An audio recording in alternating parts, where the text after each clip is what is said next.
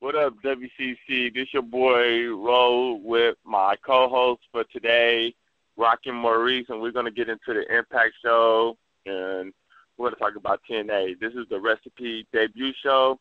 Maurice, do you have anything to say? Yep. I smell something cooking and it tastes delicious. What is that recipe, Mr. Ro? Oh, man, that was that awesome TNA show we just got done watching. If you didn't see it, oh, man, where were you? I don't know where they was, but apparently, yeah, their brain must have been separated from them because, now, I will admit, I have clowned TNA royally for the last couple of years and whatnot, but today, TNA, y'all have made me a fan again. Thank you very much. Hey, I'm not gonna lie. In the past, I would have fallen asleep on TNA. I'm not gonna even lie to you, but man, this show, energetic from top to bottom. So, what do you want to get into first? What do you want to hit them with first? Let's stop it. Let's start it from the beginning. How about double coming out, the world champ? Man, he said he not right-handed. He said he left-handed. Man, I thought that was awesome when he said that. I was like, what? Where you get that from?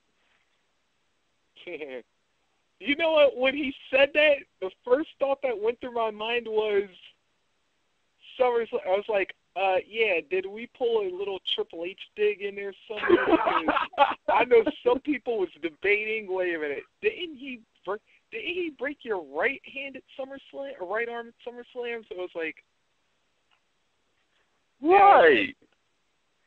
It was weird. I was like, okay, hold on. Then I was thinking, like, okay, is this hand really broken or is it like fractured or something? Because they didn't really. I admit, only thing I like, they didn't get in more in depth that it was either broken or fractured, because you see him moving it, holding the belt like as if nothing happened, and it's just like a normal like little glove or tape or something like that. I was like, okay, what's up with that? Yeah, it seemed like it was only just a tape thing, but it was like, yeah, but considering all they just did was just like smash the chair on their rail or whatever, yeah, I didn't think it was going to be like nothing requiring surgery, so. Right. I was like, I was thinking like, okay, is he going to relinquish the title tonight? What's going to happen? That was another reason why I tuned in. Yeah, and I gotta admit, like, calling out, like, ACA, he said, hey, I don't care which one of you it is. That's a lot of guts, especially when you really don't know much about, like, these guys, because, let's be real, we haven't, like, literally seen them legally in a match yet. Right. And it's like, okay, you could kind of make out, I don't know, you could kind of know, like, I don't even know if you could say who is who, but you know, like, probably some of the members are in there, like, who's that, Joe Briscoe, and, you know, one of them is, Masters, Chris Masters. I don't know his TNA name or anything, and I heard, like, D-Lo was supposed to be, like, helping out with the Aces and 8 angle. You know, multiple of talent is actually helping out, but it's like, you don't really know who is who until they be unmasked, or will they ever be unmasked? That's the question. I think at some point they will be, because, because at some point, like, usually a masked wrestler will find themselves in a position, like, where somebody's going to get unmasked, but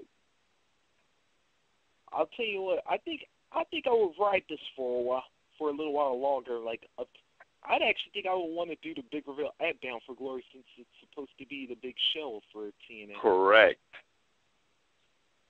That would be like one of the best to have the guys that don't make it, that was in the Bound for Glory series, and I think that's something they could turn that into. The guys that was in like the top 4, or you know, like probably like the top 5.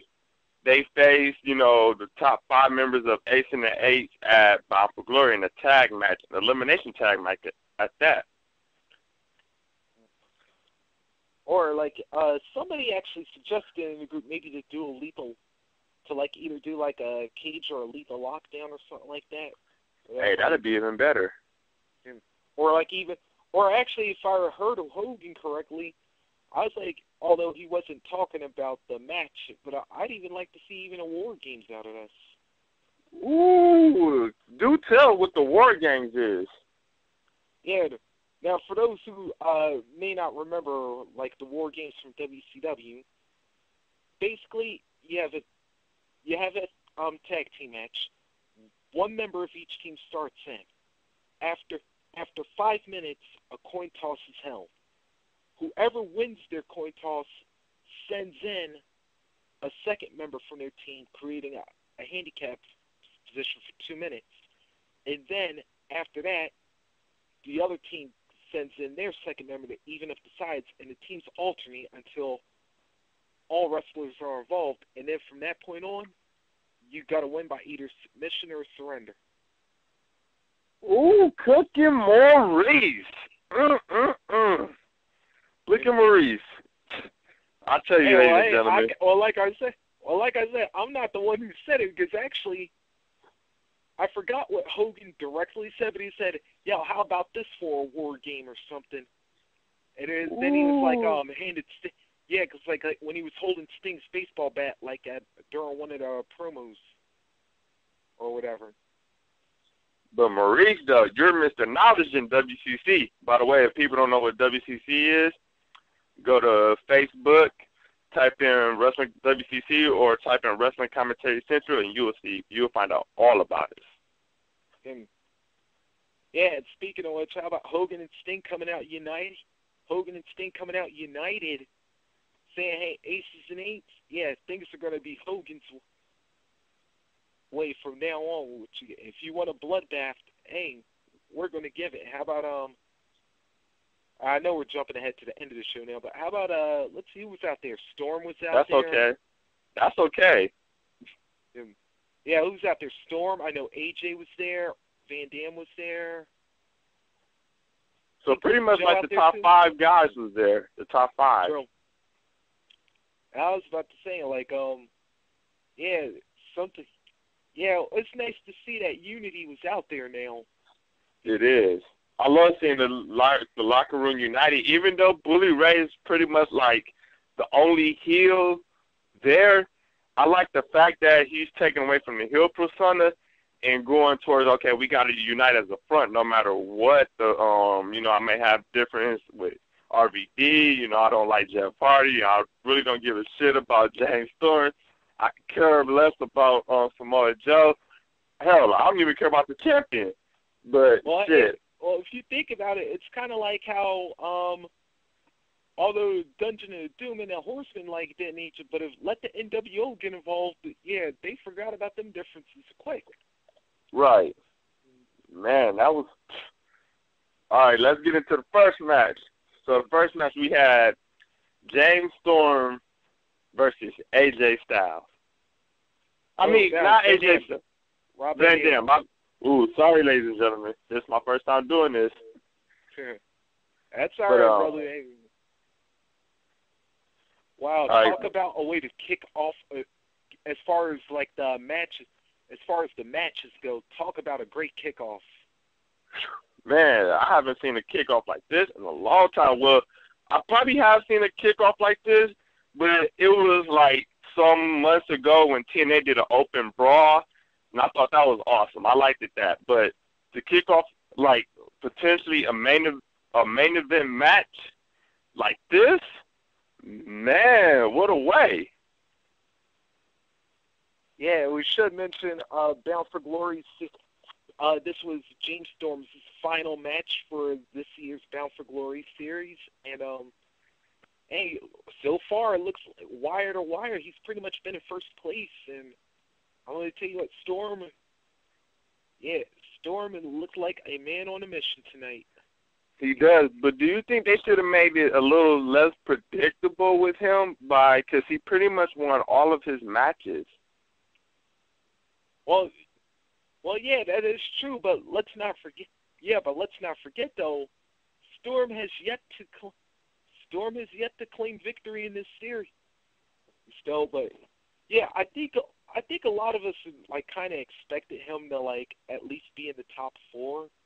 Right. But like, go ahead. Yeah, but just focus on this match. I gotta admit, like Van Dam gave him a hell of a challenge, though. He did. Yes, he did.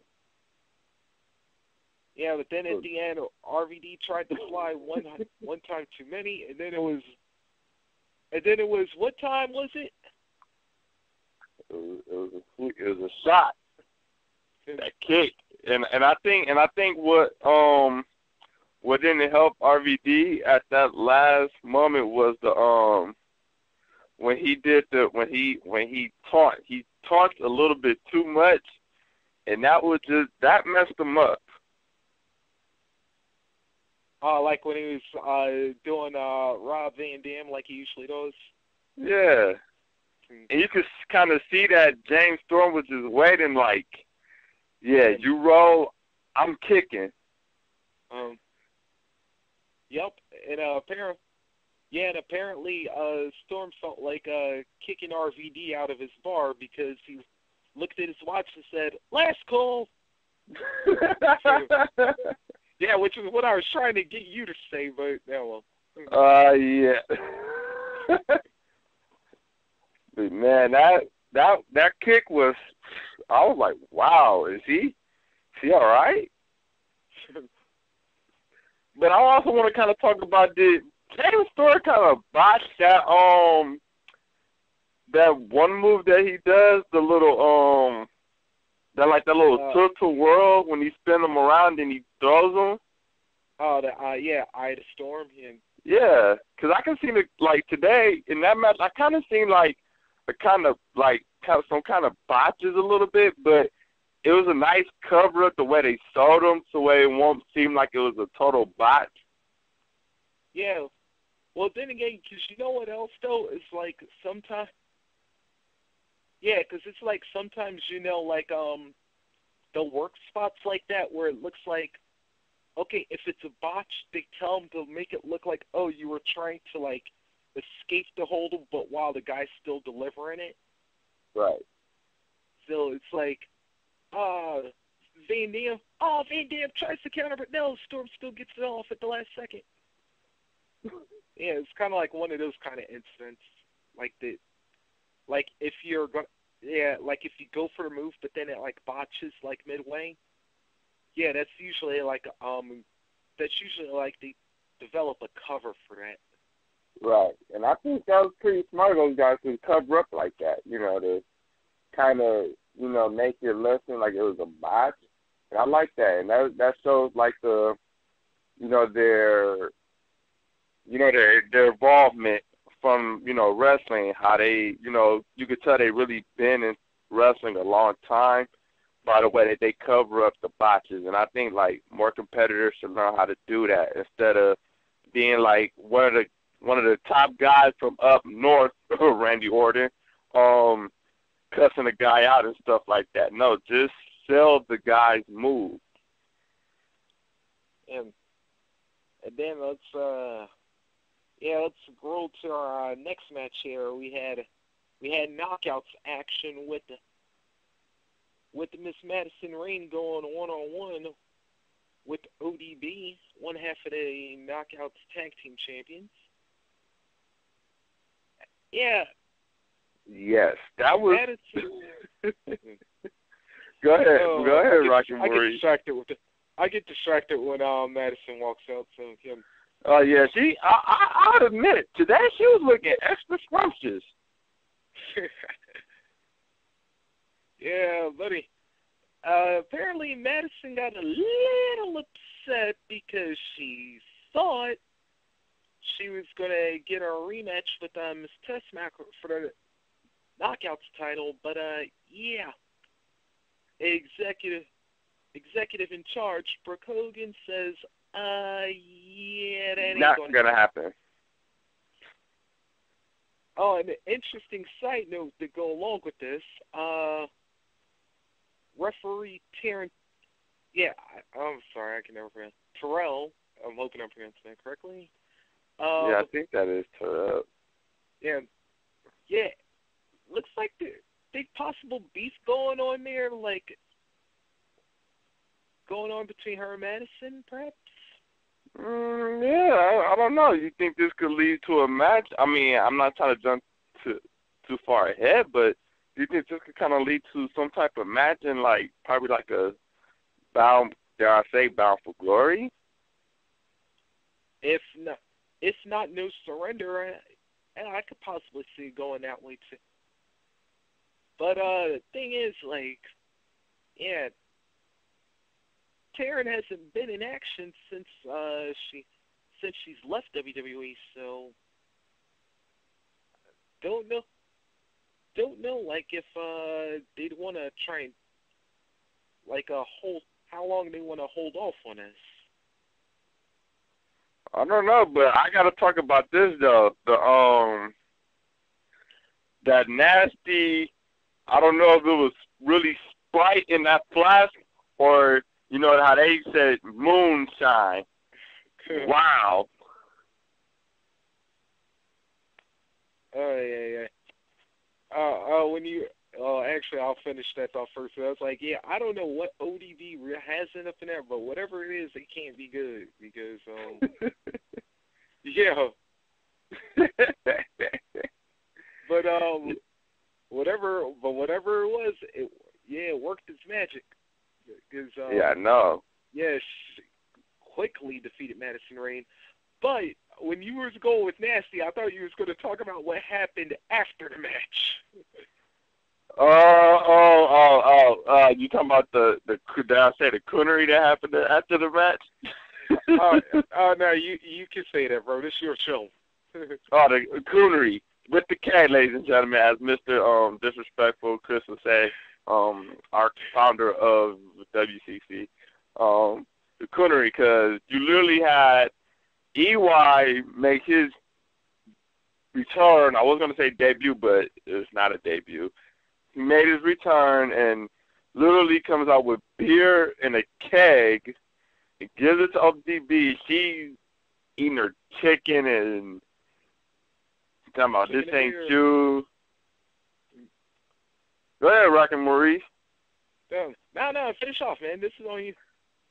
Oh, then she talking about this ain't you. Then, as you know it, he's like, you're right. This isn't the guy you married. And he literally just strips down to his American red, white, and blue USA draws.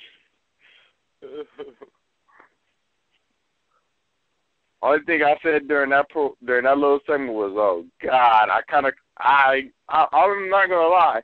You know, like when you were little, your parents knew a sex scene would come up, and they either cover up your eyes or they tell you to cover up your eyes. I literally did that. Yeah, bro, I was with you on that one too, and I was like, man, you know what? The next time I ever go out and I have chicken and beer at the same time, I said, oh Lord, please make sure I don't be around the ugly one. Or either that, or make sure that I am not, or like no dude decides to like make out with his chicken, and they decide to get it on right then and there, man. Woo! Thank you. Woo! Because I'm gonna need therapy, bro. I don't know about you, but brother, I'm gonna need some therapy after that image.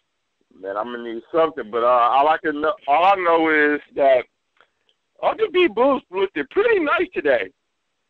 Yeah, I mean, you could always notice them, but they looked pretty nice. And another thing, I thought they were literally gonna start humping in the damn ring, like literally do a, dare I say, pull an edge and have a live sex show on TV. Oh, great! Now I can never watch that Lita clip ever again. Now, thank you very much. Actually, you know, I did have a side note to throw in, non-wrestling related. Go ahead. I was, like when I saw all that chicken and beer, first thing that went through my mind is, oh Lord, I'm betting it's a Boston Red Sox player somewhere waiting to jump into the ring and snatch that while EYODB was getting it on. Yeah, no disrespect to Boston Red Sox fans. I apologize. And then my second thought was, wait a minute, where's some Ludacris from when we need it played? Right. Exactly. Because that whole album started going through my mind right now. It's like, literally, I was thinking the same thing. I was like, oh, man, is Ludacris about to come out or something? and then let's see, what happened next? Oh, yeah, I think we had the recap of, we had the TNA version of Maury go down last week.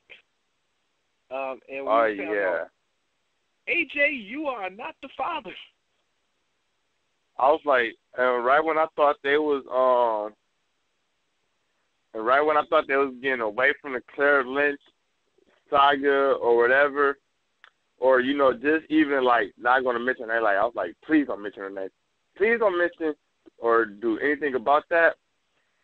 Next thing you know, like he said, they brought up the Claire Lynch. I was like, oh my God, really? Yeah, at least thankfully they only did the recap. And then it cutting off. Then to cut back stage. I know AJ. At least AJ was more polite than some Maury guests when they hear you are not the father, because he was like, at least he kept it classy. Right. That he did. I was kind of shocked, though. Cause, now, do you think, like, with him being out of the Bound for Glory series, do you think they're going to do and, Kurt Angle pretty much being out of the Bound for Glory series, or do you think they're going to have, like, do a match with these four together or something like that? Because Angle and AJ were tag team champions at one point. And I don't think, did they ever get their rematch? No, they did not. But the way I see things, I was like, yeah, with AJ and Kurt being out, I would not be surprised if it happens between now and No Surrender. I know that's right. I would not be surprised. Yeah, I'll tell you what. About the only surprise with that one was that Sting didn't wind up whooping Daniels and Kazarian's butt for calling him Heath Ledger. Ooh, yeah. You guys, TNA, don't mention Heath Ledger. That was the legendary that was the best Joker ever to ever play Joker. So please do not bring up that reference ever again, please. Yeah, and especially when you're around Hogan, because now you just took away his tagline.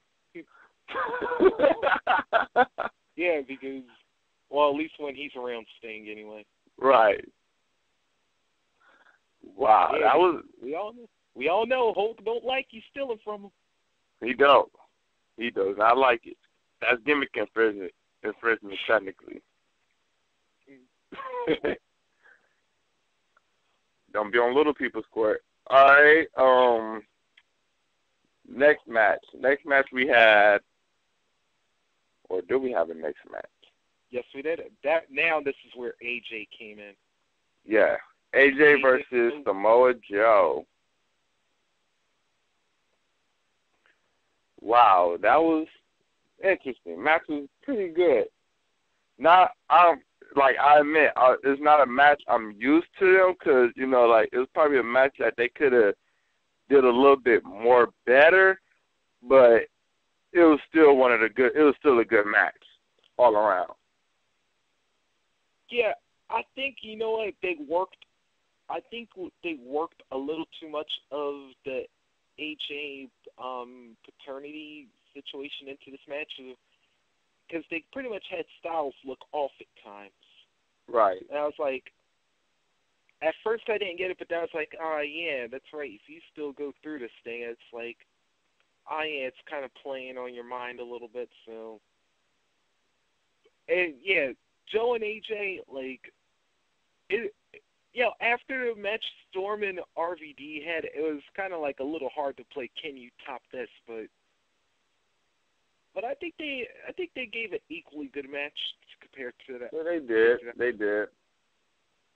And another thing I wanted to, do you think like you said, do you think they like I know you said that they played the AJ, you're not the father thing, but do you think also that he kind of went for the submission a little bit too much, which he played outside of his game? Because, when was the last time you really seen AJ Styles win by submission?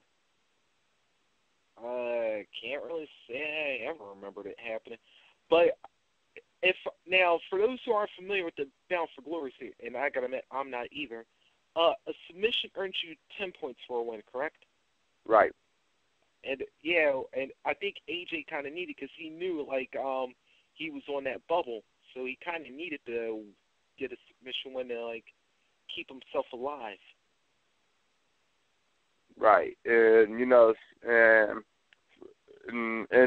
pinfall, would get you 7 points, and disqualification, I think, to get you 2 or 5 points, something like that. And the person that was on the, that gave out the disqualification, you'll be deducted points, pretty much. So he could have still been there with the if he would have won by the pinfalls, he still would have been in, I believe. Because didn't he have 50? I think he could have, but he would have moved up, but I think he would have still been just below. So I think he needed the submission to go. Right, because I think he had 50 or 48 points, I believe. One of those, I think he had 50. And Samoa Joe pretty much, how much did Samoa Joe have? Samoa Joe had 55 or, I don't know. It was hard because they also take place at house shows too. Yeah. So that's how majority of a lot of them got these wins on house shows. So for those of you who's just following, how did James Storm get 73 points? Well, he won the opener with it was a battle royal, and that was worth 20 points. So pretty much he had 20 points and been in the running ever since. But also, it take place at house shows, live events, pretty much. They don't call them house shows, they call them live events. So that's how you got you end up with the 40 and stuff like that.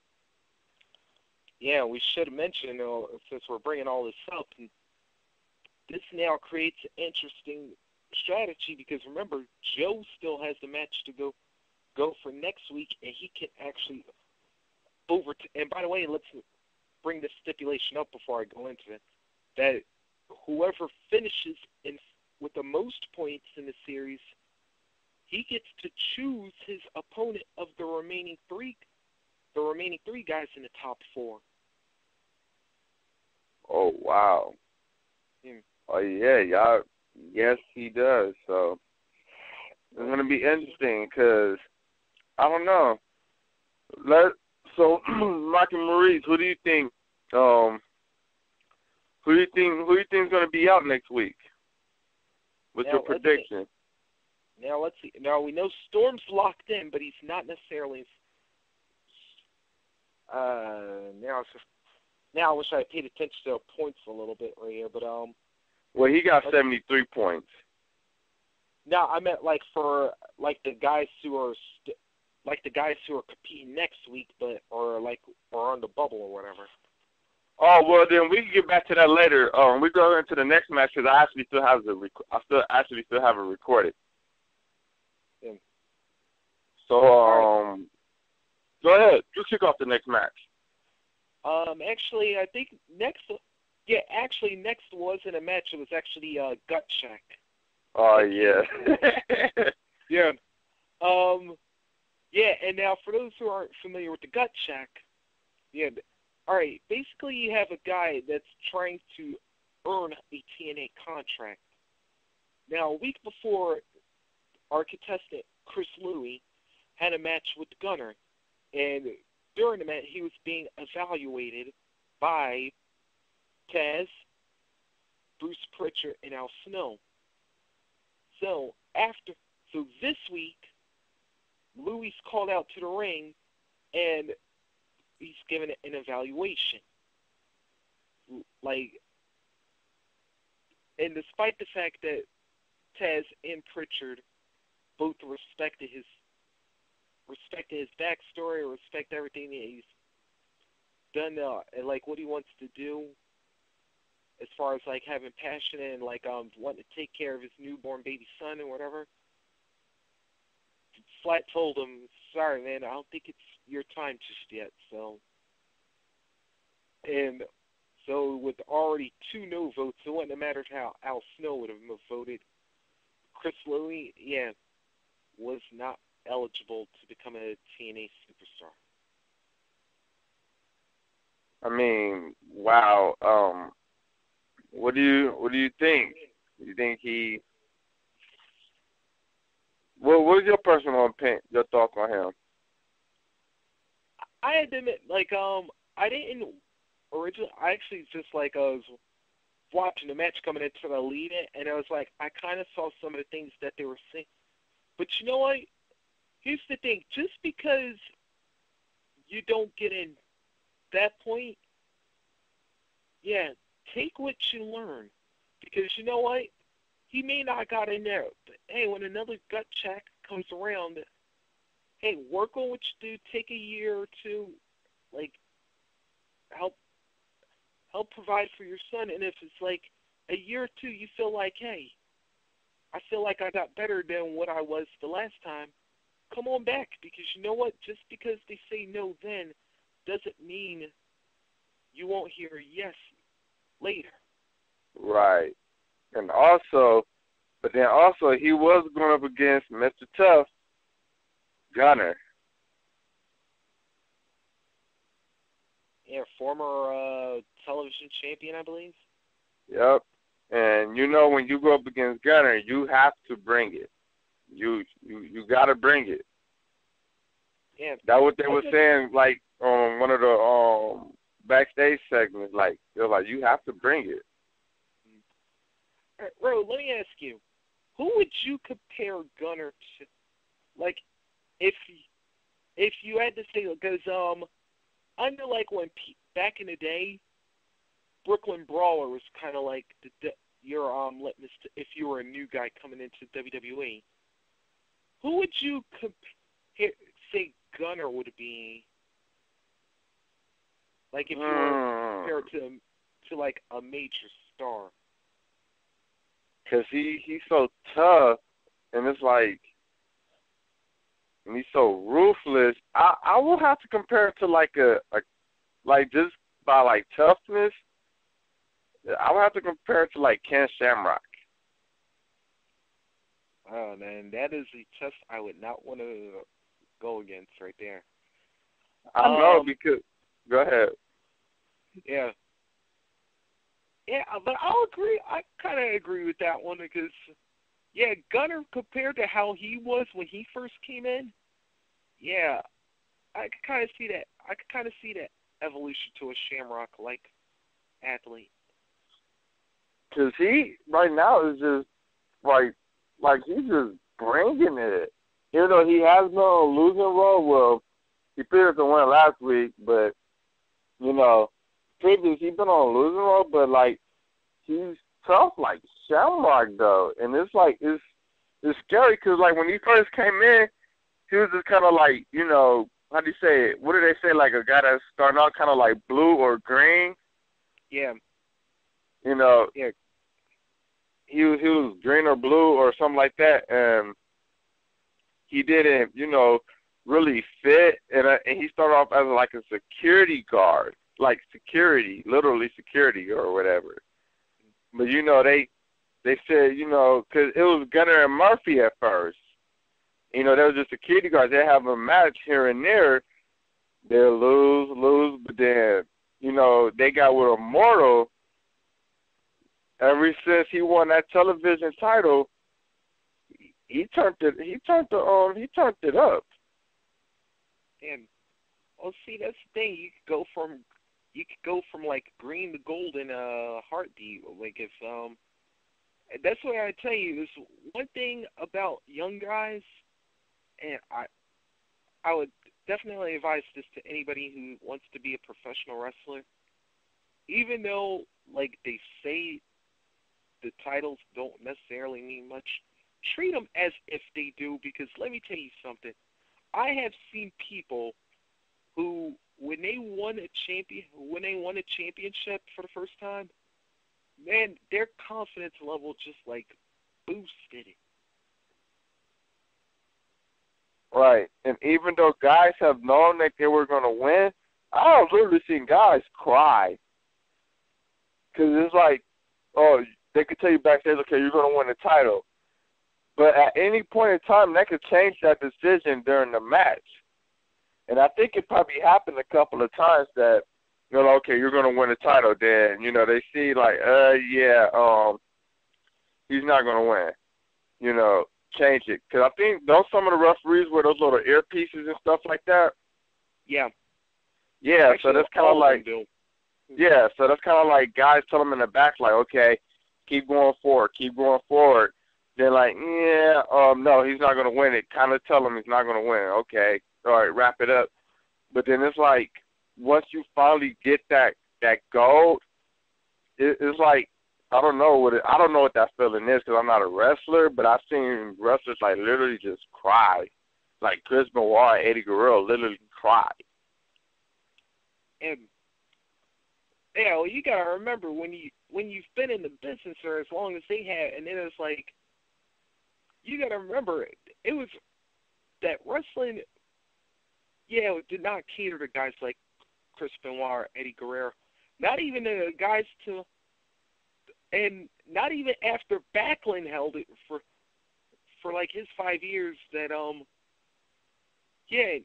a lot of guys don't even get it. Like I'm surprised that like in a company like TNA, you could kind of have like that shot, because look at a guy like AJ Styles. Was he about like 5'10", 230, or at least somewhere around that range? Yep. And he's been like a four-time world champion. He's pretty much held every men's title in TNA. Wait, Maurice. Okay, I'm looking at the Bound for Glory points right now. The system. Okay, Jeff Hardy won, right? And he got 7 points for the victory, right? Yes, he did. Okay, he finished with 40. He finished, and he going into that, he had 42 points. So he had 49 points. He finished with 49 points. Yes. But how does he get over AJ Styles? Is it because AJ Styles had his last match tonight? Yeah, because I believe tonight was AJ's last match. Yeah. Jeff still, like I said, Jeff, Joe, Ray, and Ray and all them. Yeah, they all have one match left to go. Right. So. Van Dam all have one match. So all right, we gotta get into this last match. Then we'll come back to our prediction on who's gonna be out and who's gonna advance.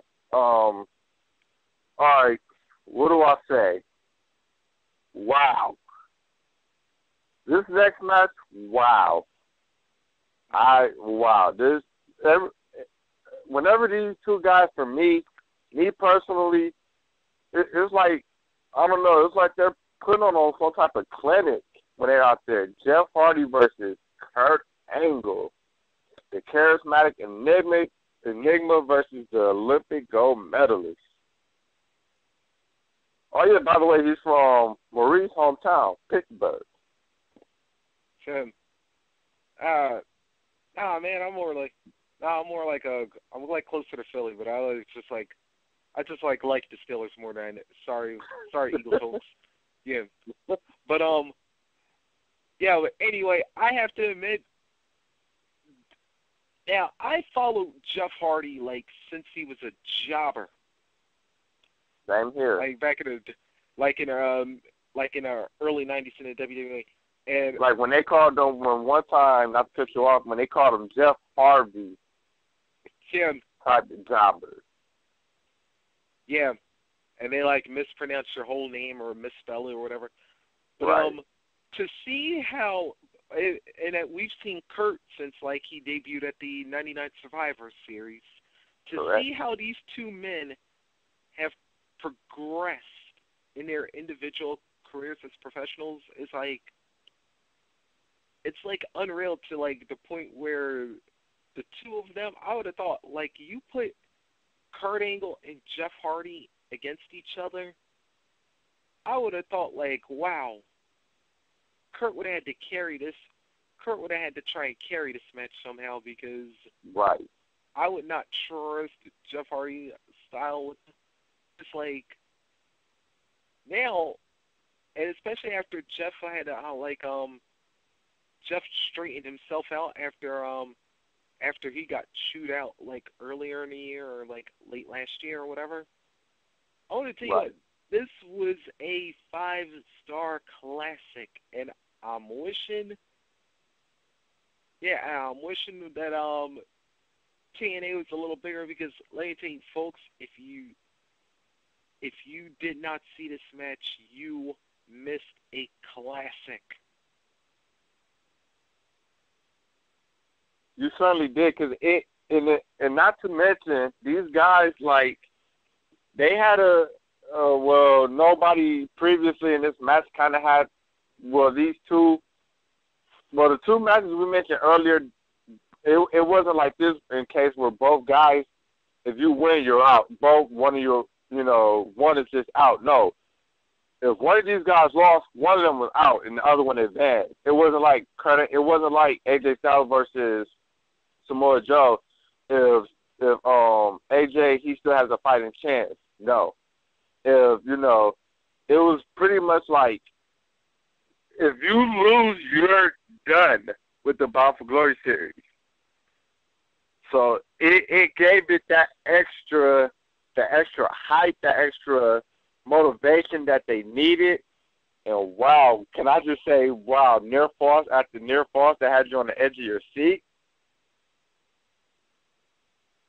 Yeah, and the best part about you know what I love about this? And those are those small little nuances that just make a match so much better. Is that, and especially like if you got it to the point where even a referee is like,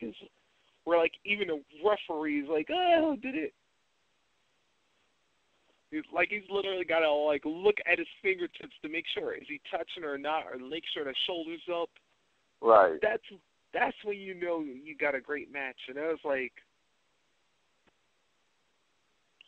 I said, like, I've always loved matches where you can like pull the entire audience, not just that's your what audience I love. in the arena, Same here. but your audience at home. Hell, even fool the timekeeper.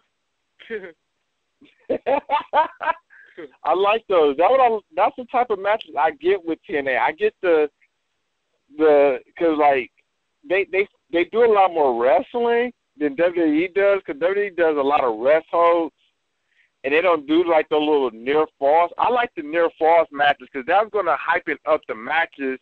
You go for more pin attempts. Like, is he going to get it here? No. Is he going to get it there? No. But to go back to a match earlier, during the Samoa Joe and AJ Styles match, Brian Hebner, referee Earl Hebner, actually counted a 4 count.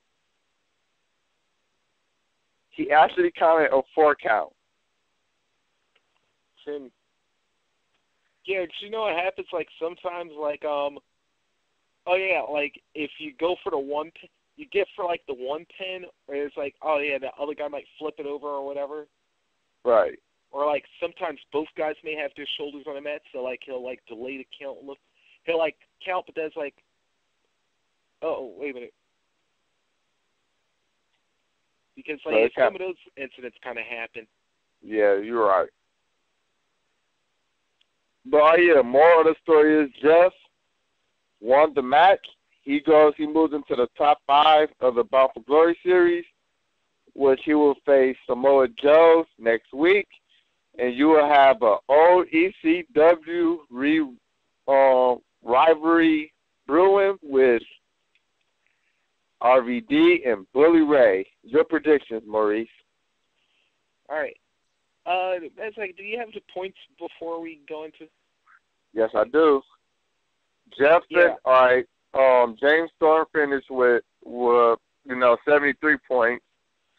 Samoa Joe 68. Robert Dam has 55. Bully Ray has 55. Jeff Hardy has 49. All right. And let's see, with now Joe versus Hardy coming. Now this is going to be the match where I'm putting my attention towards here, because if Hardy loses, he's out by default. So it won't matter what Ray or Van Dam do. They can just like wrestle for the fun of it. But here's where also things get interesting. If Joe has how many does Joe have? 68 points. Also, basically, he wins either way. He gets to choose his opponent.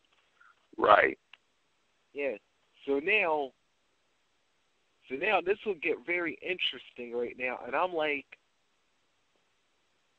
ooh, here's a factor I didn't even think of to just now. What? I'm wondering, could we see a little interference from Storm in this match? Ooh. Yeah, because if you think about it, if he can screw Joe over and give Hardy the win, then it's like, yeah, Storm locks up his pick for first place. Right. And you want to have that first pick because it's kind of like a mystery opponent. They know who they're gonna face, but to the audience, it's like, okay, wait a minute, he has an upper advantage, so he's going to the match, pick out strategy like, who's the most beat up, who did he match well against that he can just totally just kick ass out of. So that got to be going through his head. Yeah, it's going to be going through all layers because it's like. But then wait though, but could you see interference from either Bully Ray or Rob Van Dam? Because remember, if Jeff Hardy, you beat me to it. But I see where you're going with that one. Yeah, because if Jeff Hardy loses, they're in. They're locked.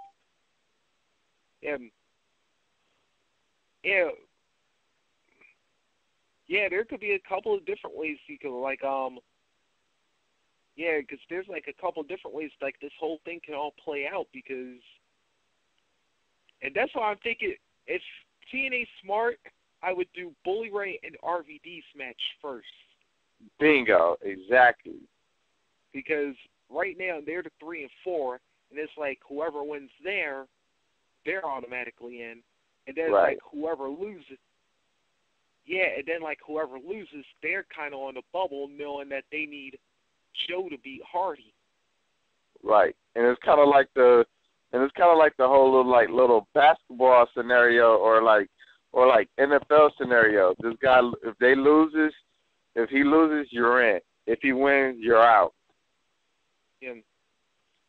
So you got a little playoff, little playoff action going on a little bit. Kind of like that. Or you can even look at it this way. It's like kind of like if you want to do like a little March Madness with this, because it's like, do I want to lose and maybe go for a lower seed, or do I want to win and maybe or do I win and it's like try and at least hope that somebody else's wins, so like maybe I can get like a better opponent or something like that. Right. This or whole do next week is going to play off interesting. it is. Or do Joe want to lose and just save money and just save his energy for the Bout for Glory series, for the finals? Because he's locked in automatically.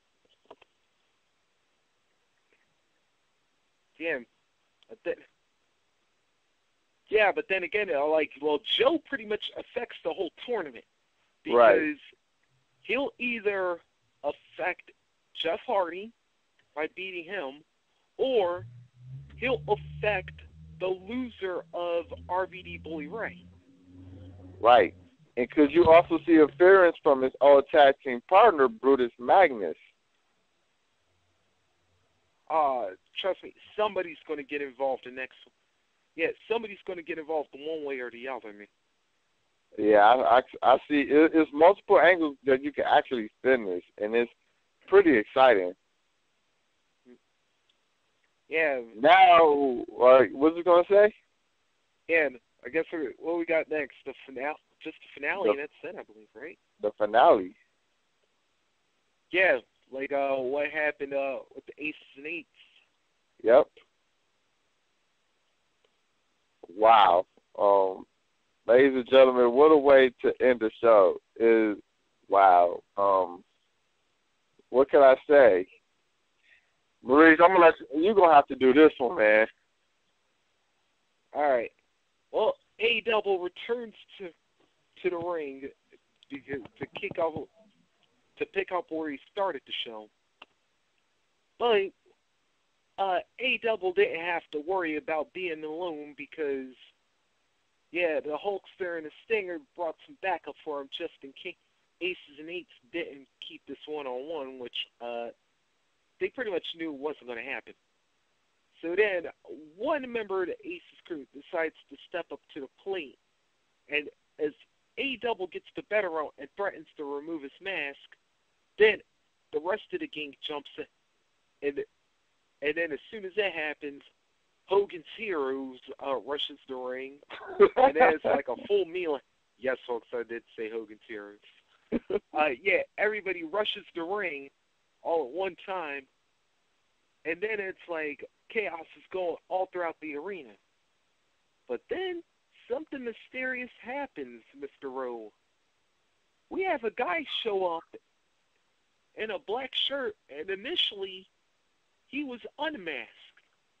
Then he pulls his mask up and then knocks out A-Double in the back of the head with a flapjack and then takes off through the crowd. Wow. I don't know what to say about that because, the guy's face, he looks exactly like Jeff Hardy, like I said, but it's not Jeff.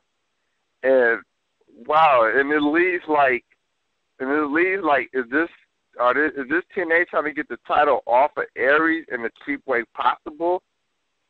Yeah, well, I know one thing because, I knew it wasn't Jeff because unless Jeff magically grew facial hair within 10 minutes after that match with Angle, then it wasn't him. But I don't know how this whole thing's playing off because, Aries thinks it's about getting the title off of him. Aces and Eights are trying to get the title off of him, but it's like, I guess this whole thing to me is like, all right, how do we send the strongest message possible? Right. We attacked Hogan. We attacked Sting. Guess what, Aries, you're the world champion. I guess we're gonna make bad news come in threes.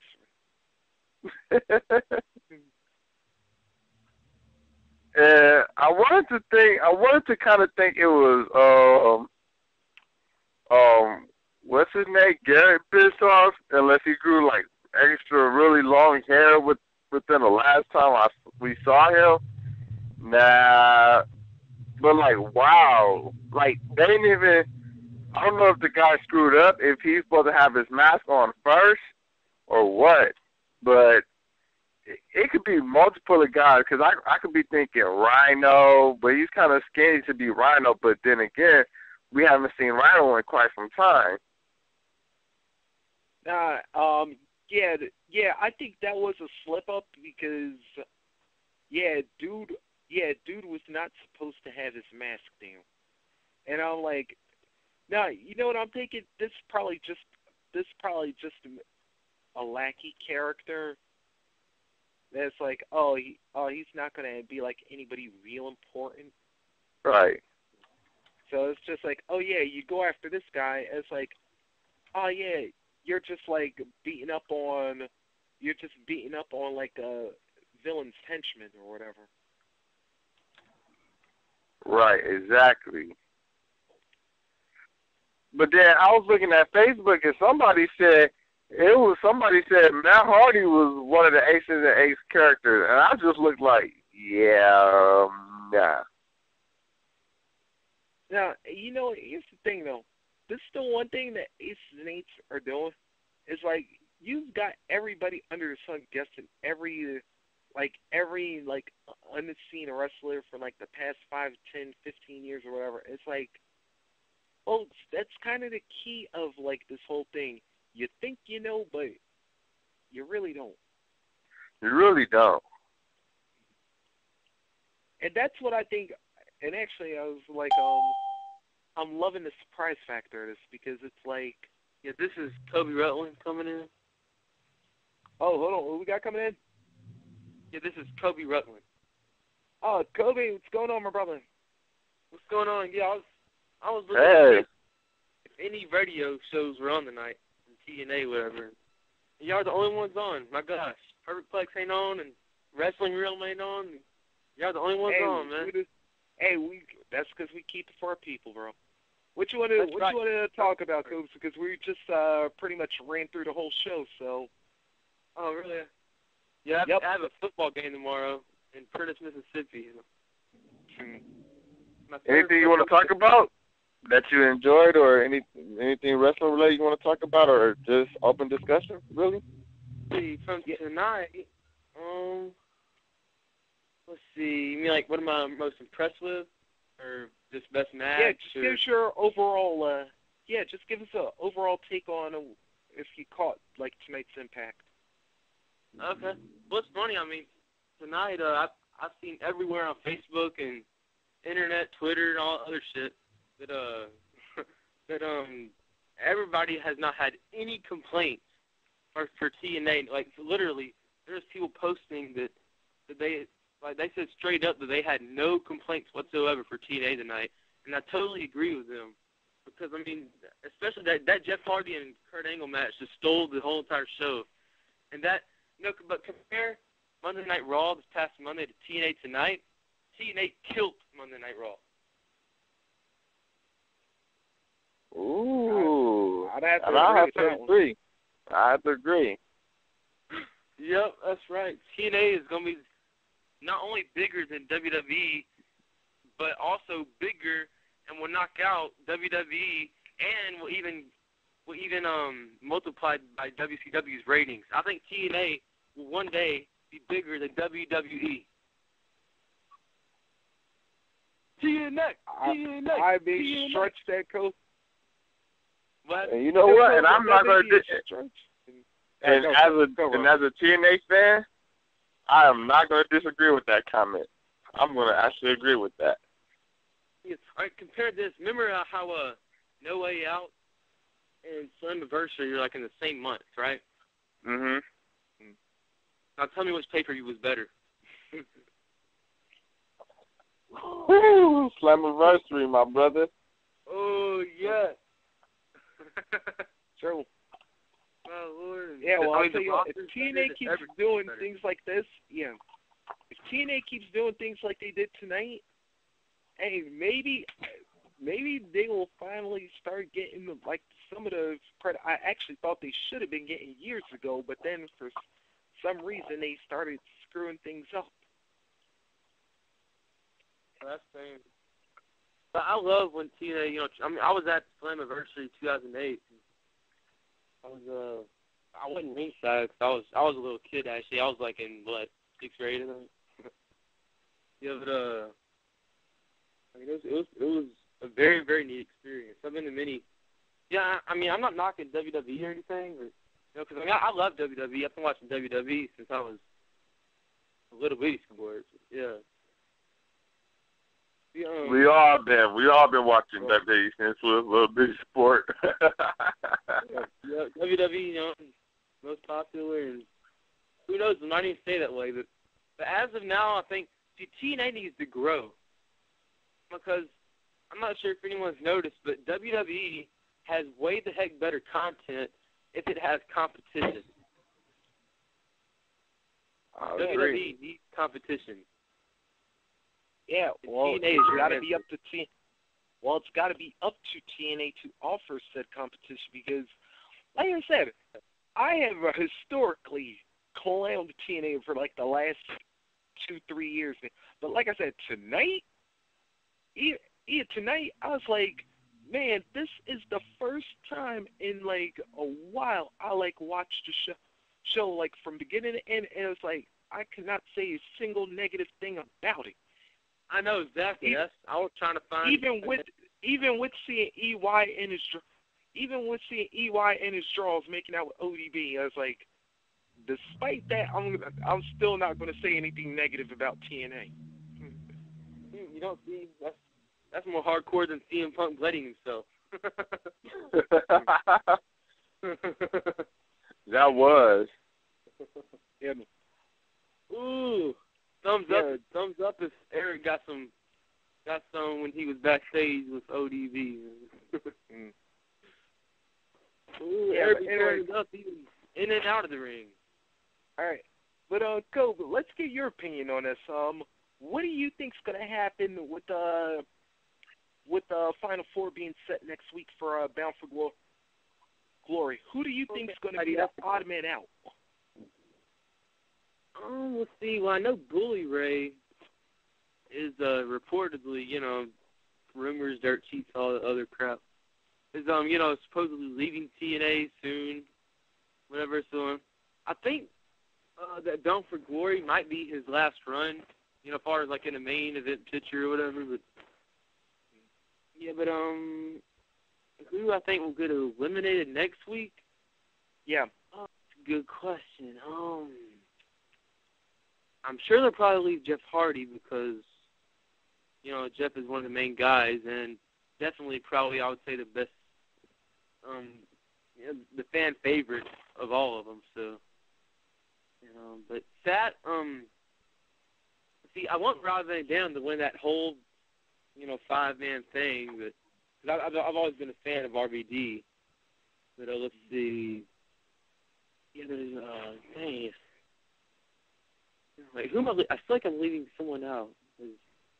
I know there's James Storm. James Storm's me. You got Samoa Joe up in there, and I knew I forget someone. I cannot forget Samoa Joe. Yes. I'm Samoa Joe for especially a man his size, a tremendous wrestler. Especially, because he has that big belly, looking like Big Mama. But yeah, but I hope he stays in the bunch. So it's the sad but true. I think next week RVD might get eliminated from the challenge. Unfortunately, or maybe Bully Ray. I don't know. It's really a hard thing to predict. That's the thing. TNA is unpredictable. Yeah, Ro, do you got a response to that? Wow. This all proves that TNA is unpredictable. Like what will happen with TNA? Who, where will this storyline go? And with WWE you can predict that in an instant. Really just, I don't know. I guess I don't know what to say about WWE these days. The content and everything. Thing about with WWE is they have too many they cut too many promos and too many damn commercials and not enough wrestling. Yeah, all they're focused on is just see WWE brought Lesnar just alike, just money. Now they paying for it. Yep. It's funny. Cena's been in most matches of the year than anybody else, and the only move he's pulled out is the attitude adjustment.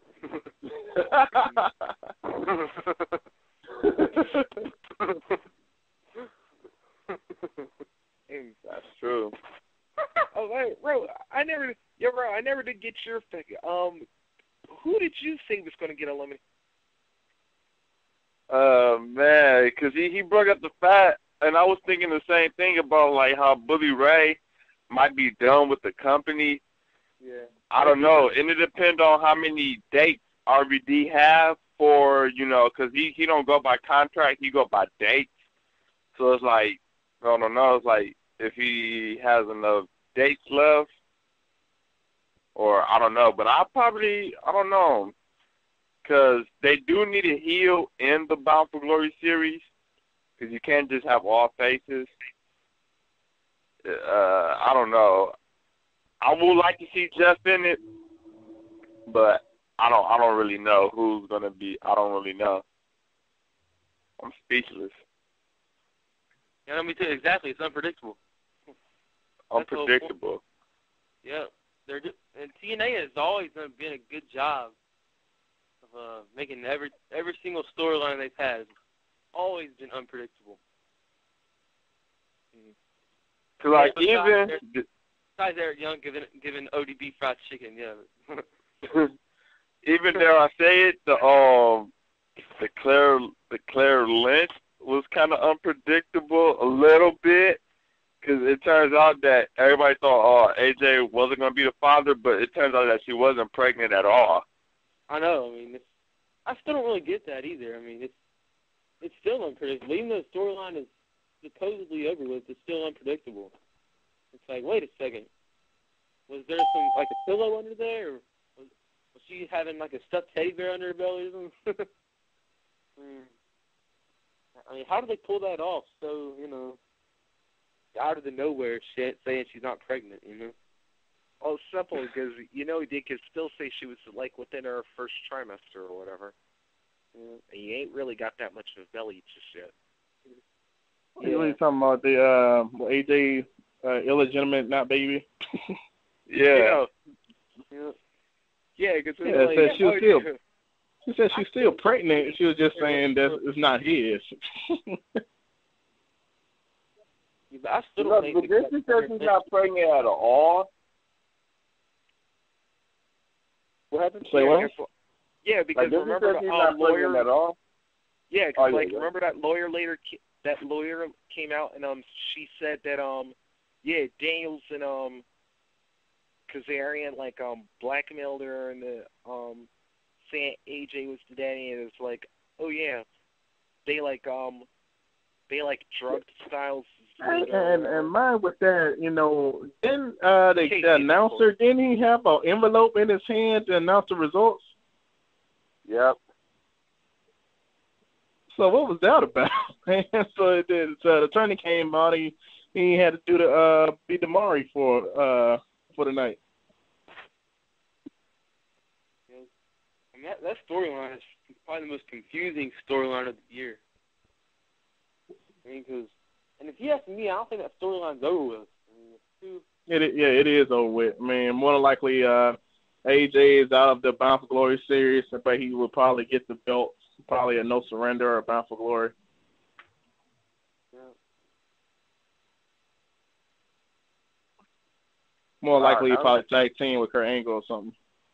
And that's the same thing me and Maurice said.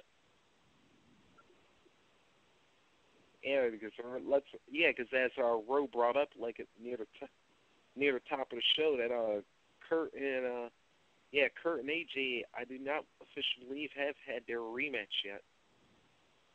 Hey, can I make a funny comment about John Cena? Go ahead. Okay, here it goes. Are you ready? Ready. Okay. John Cena can sell 1 million cereal boxes, but he cannot sell one move. Wow. That's pretty good.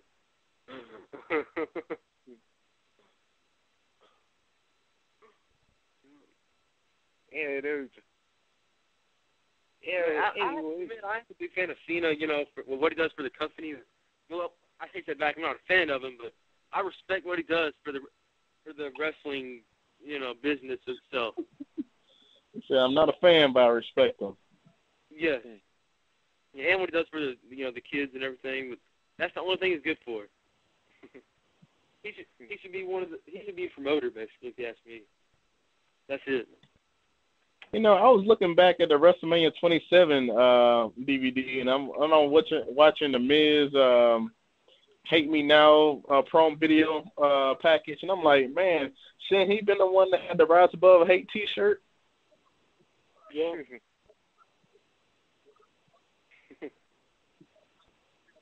I think Cena would be a good MMA fighter. I mean, wrestling's just not his style.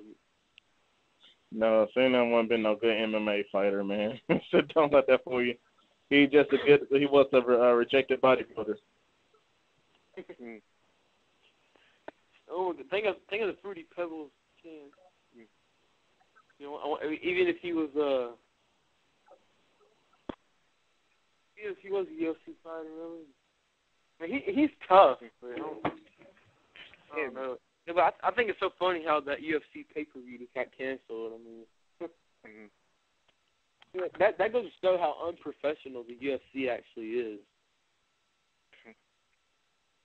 The only reason I watch is UFC is because my brother-in-law buys those pay-per-views all the time. I watch them for the heck of it, but it's funny now. If you look on the internet these days, they used to, back when Brock Lesnar was in UFC, everybody was talking about it. And these days, no one's giving a shit about UFC. And everybody want to see Bobby Lashley and Brock Lesnar go at it in MMA. Who would win? Brock Lesnar. Sorry about Bobby that. Lashley. I just fell off for a bit.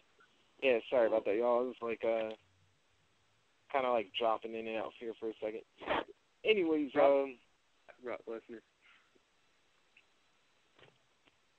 Hey, I heard he's about to get in the MMA. I think he's about to be on Spike TV coming up in September. Yeah, I was actually about I actually went to Bobby Lashley's MMA fight. It was in Biloxi, Mississippi, 2-3 years ago. Yeah, I went how was it? I went with my sister. I mean, it was pretty cool. He knocked the crap out of that dude. I remember about TKO.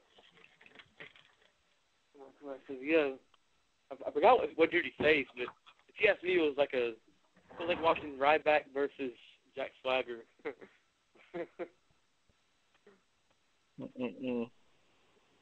I mean, he was up against really just it was a big dude, but he wasn't really built. He was just average size. He was like a skinny fat guy, like CM Punk. A skinny fat guy. And Kurt Angle. Who else is skinny? I'm surprised that Bobby Lashley and Kurt Angle never went at it, man. They were saying they were going to do something in the works, but, things just never worked out. Ooh, and I think the fail of the year, well, the most disappointing fail in the WWE this year was Chris Jericho and Randy Orton. I mean, it's kind of like I think we've seen that already, man. Been there, done that. It's funny how it just, they both.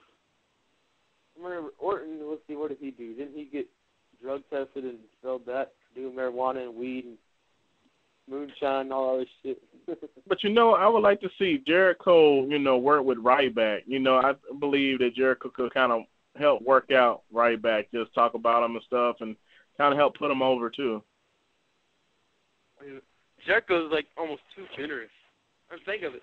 He put Sheamus over. He put Punk over big time, and he put who else? Dolph. He definitely put Ziggler over. Yep. And see, Jericho did the exact thing that Brock should have done, was making a comeback. Yep, you're right. Hey, Charles, if I could get us back off for a second. Oh, sorry, I was just up. Yeah, I just pulled off for a moment because I had to look something up. Yeah, do y'all find it weird that we're 9 days away from a pay-per-view, and yet TNA has no matches announced yet? Are you serious? Yeah, because like everything is talking about Bound for Glory. That's in 2 months from now. You know, the No Surrender. You know, it's coming up. Yeah, because basically, because 3 of the matches will be the semifinals and finals of the DFG series. So we know those. But other than that, yeah, nothing else has been announced.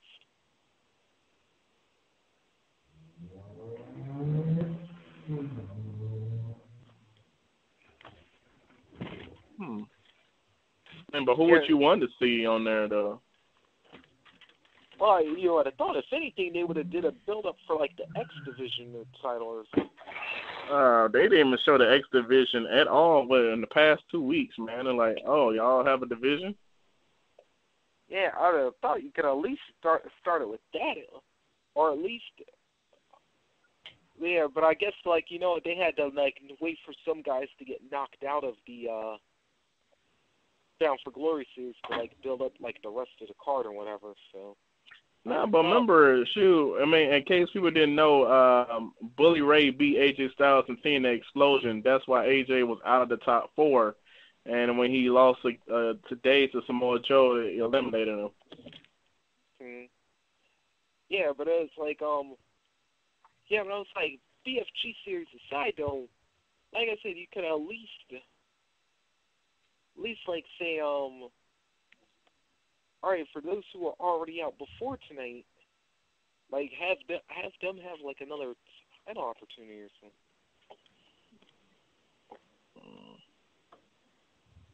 Hey, I have a question, all right? Do y'all remember when, let's see, it was a Monday Night Raw. I think it was, like, the Usos versus Vladimir Kozlov and Santino. I think it was, like, March of last year. Y'all remember that? No, well, go ahead. Yeah, but do you remember Vladimir Kozlov? He botched it even worse than Sin Cara, trying to get over the ropes. It's like his head got stuck like in between the ropes, and he was trying to get over like he was like leaning on the ropes trying to get out, you know, like trying to get clothesline out of the ropes, but his head got stuck. You remember that? Do y'all remember that? Yeah, I think I remember something like that because it's happened like quite a few times in there. Because I think like something similar happened with He's trying to jump like back just to get out of the ring. Like, do you remember that when his head got stuck in the ropes and all this stuff? You remember that? Who had got stuck in the ropes? It was Vladimir Kozlov. I don't remember. But it was March of last year. Dang. That was a big joke over it. But what happened was, see, his head, well, like, you know how people clothesline, you know, like, clothesline you out of the ring and everything? Oh, yeah, speaking of clotheslines or head, what do y'all think about that Jack Swagger whatchamacallit spot this past Monday?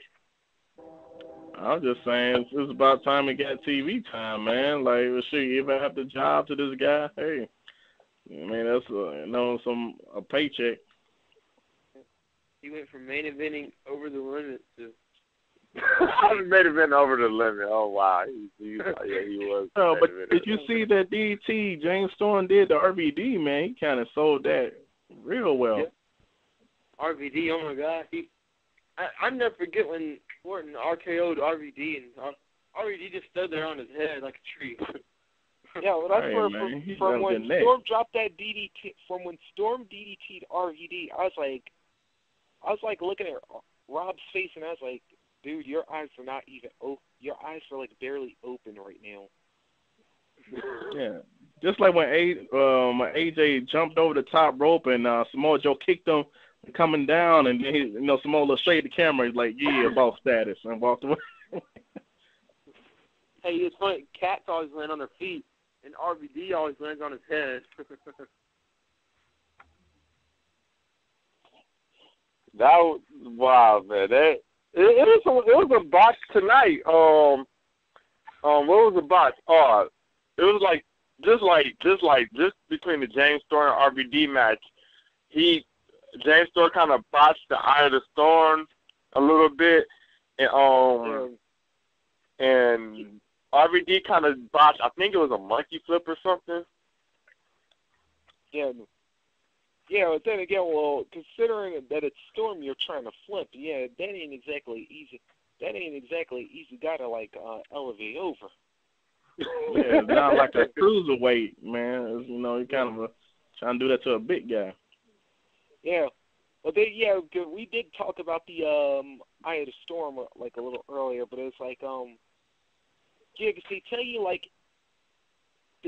like tell your guy like if, oh man, I think I'm losing my grip on you because like you go like 15, 20 minutes deep into a match. Yeah, that you might start losing your grip on a guy, and it's like, all right, yeah, I'm losing it. They tell you to like come up with a cover for it. So it's like, oh, make like you're trying to fight your way out of the hold and whatever. Yeah, but it's like, act like you're trying to fight and wiggle your way out, but you're still gonna like take the move anyway. So that's pretty much what happened. Wait, has he ever beaten anybody with that Eye of the Storm? I thought the Super Kid was kind of more of his finisher. Now, Eye of the Storm's usually like a setup, but yeah, he usually beats you with the last call. Yeah.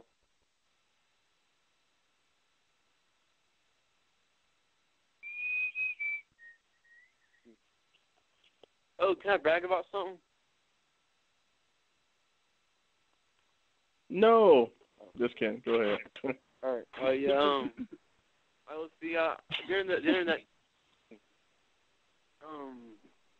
you know how the Elimination Chamber is gonna be in New Orleans? Yeah. All right. Yeah, during the pre-sale back in June, I got a 7th row seat for Elimination Chamber in February. And unfortunately, that's when Mardi Gras is gonna be there. So. Yeah. We just got the signal from the boss, man. So, real quick before we take off, we got any final thoughts, real quick? This is the TNA was a good show tonight. It was way better than a 3-hour Raw show. Vince and Manny need to take some notes, or the booking needs to take some notes. Like they had, 3 pay-per-view worthy matches, 6 former heavyweight champions. That's what they need to do, more stuff like that. Maurice, you're gonna close the show actually, because I don't know anything what to say. Go ahead, you do it. All right, everybody, make sure you tune in every Thursday. Make sure you tune in 10:30 Eastern, 9:30 Central every Thursday night. To know what the row is cooking here, and if you want to drop them a line, make sure you do it WCC Live. Yes. Hit them up on Twitter. Ro, do you want me to give out your Twitter, bro? Oh, my Twitter name is Roosevelt 23 versus 24. That's my Twitter name. All right, 23 versus 24. And as always, you can check us out, Facebook.com/Wrestling Commentary Central. And don't forget about the other shows, though. Don't forget about the other shows. I'm getting ready to let him close it, man. Yeah. Sorry. It's all right, brother. Make sure you check us out. Me and Mr. Team Bring It Saturday night for the breakdown. Make sure you check us out Monday for Uncensored. Tuesday with El.CIBERNETICO and Mr. Jones on the Overload. And this Wednesday, a pilot episode of my show, Rumbling with Rock and Reese. Till next time, for Ro, for Kobe, for White, who was supposed to be the host this week, but and for L for watching the phone lines, and anybody else that's on. Who else is on here? Me. Yours truly, Mr. #SweatNipsonStatus. Yo, for everybody, I'm Rockin' Reese. Thanks for tuning in, and we will see you next time. Hey, wish you luck on the football game tomorrow.